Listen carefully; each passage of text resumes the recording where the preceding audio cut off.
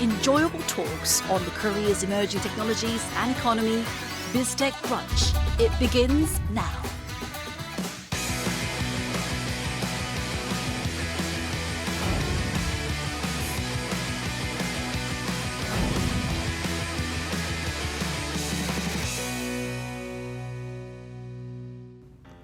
안녕하세요. KDI 김동영 연구원입니다. 안녕하세요. IT 칼럼니스트 이온입니다.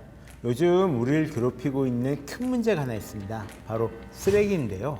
아무데나 함부로 버리는 것도 문제고 이 분리수거가 어려운 것도 문제인데 이런 쓰레기가 우리 건강뿐만 아니라 지구의 기후변화에까지 연결되어 있다고 하니까 진짜 좀 골치 아픈 문제죠. 그렇죠. 쓰레기를 버리지 마시오. 쓰레기 무단 투기 금지와 같은 표지판을 골목뿐 아니라 산이나 바다 등의 관광지에서도 어렵지 않게 찾아볼 수가 있는데요. 쓰레기 배출 문제 그만큼 심각하다라는 반증입니다. 맞습니다. 그래서 오늘은 쓰레기 처리를 위해 어떤 기술이 개발되고 있는지 한번 이야기해 볼까 합니다.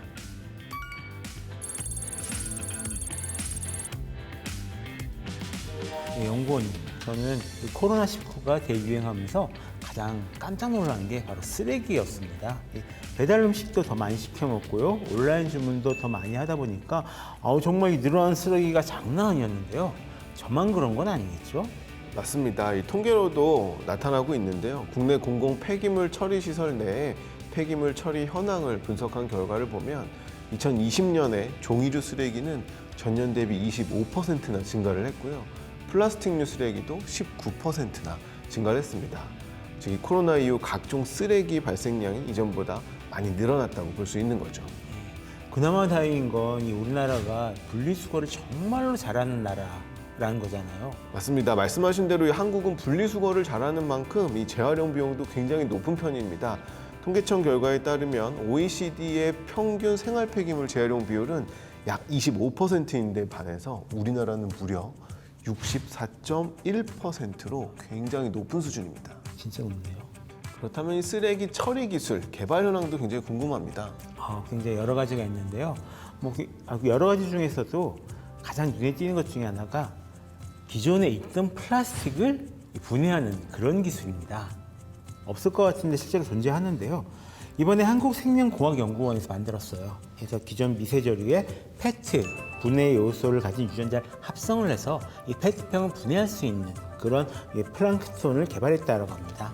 이게 어떻게 활용할 수 있을지 굉장히 기대가 되는 그런 기술이고요. 또 이 버려진 쓰레기를 다른 에너지로 활용할 수 있는 그런 기술 개발도 지금 굉장히 활발합니다.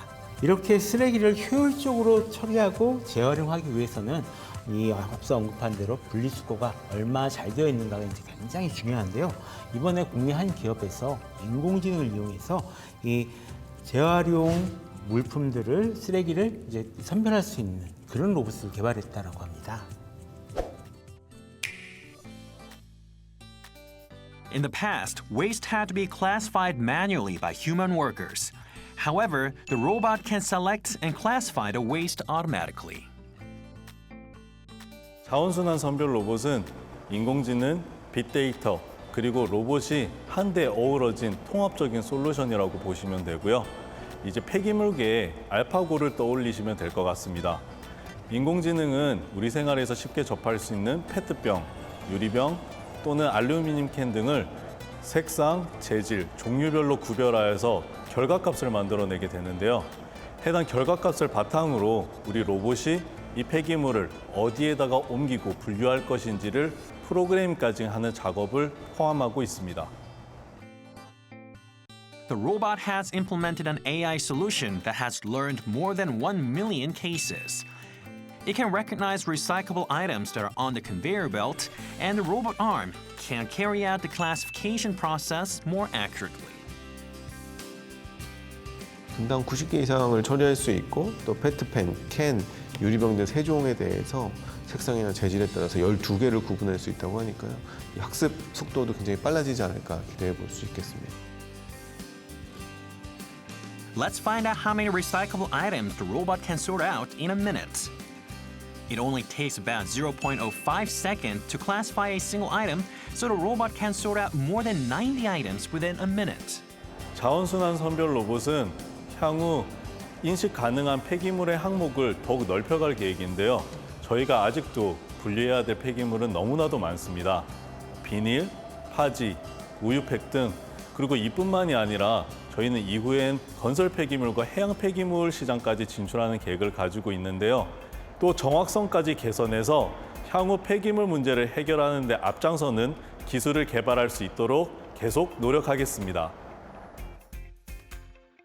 Anticipation is rising for the broadened application of the robot, which will bring innovation to the recycling industry.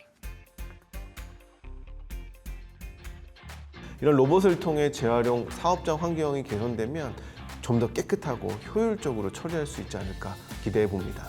네, 맞습니다. 저는 아까 이 딥러닝을 이용해가지고 이 재활용 쓰레기들을 인식해서 분리한 부분도 굉장히 인상적이었는데요. 사실 알고 보면 쓰레기도 나라마다, 지역마다 좀 이 특색들이 다 다르거든요.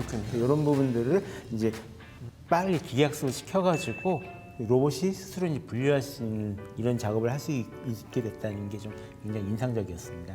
정부는 어떤 계획을 가지고 있나요? 네, 정부는 제주도에서 진행하고 있는 사업을 소개해드리면 좋을 것 같은데요.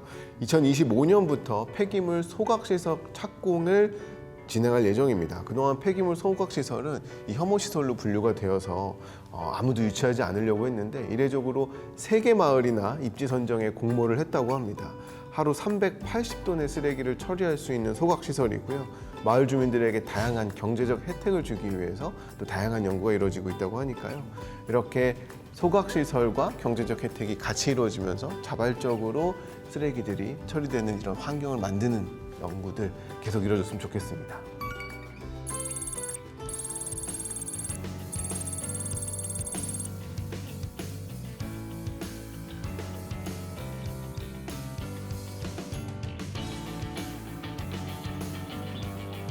사실 이론적으로는 플라스틱은 100% 재활용이 가능하다라고 합니다.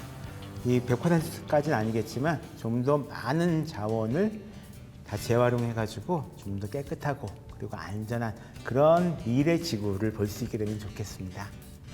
그럼 저희는 변함없이 다음 주에도 새로운 기술과 경제 트렌드로 찾아뵙겠습니다. 계속해서 비즈테크 코리아 다음 코너도 많은 시청 바랍니다.